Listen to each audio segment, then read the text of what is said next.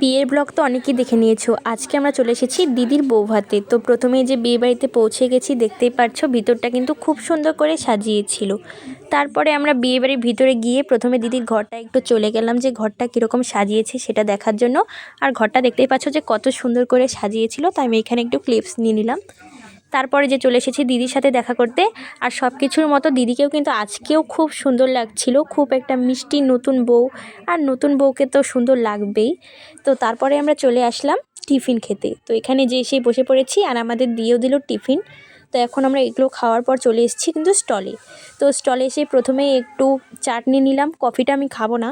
তারপর চাটটা হাতে নিয়ে দিদিকে বললাম যে তুই প্রথমে একটু খা, কিন্তু ওর গ্যাস হয়ে গেছিলো দেখে ও খায়নি। তারপরে আমরা চলে এসেছি ফুচকা খেতে, কিন্তু ফুচকার এখানে এতটাই ভিড় যে কি বলবো।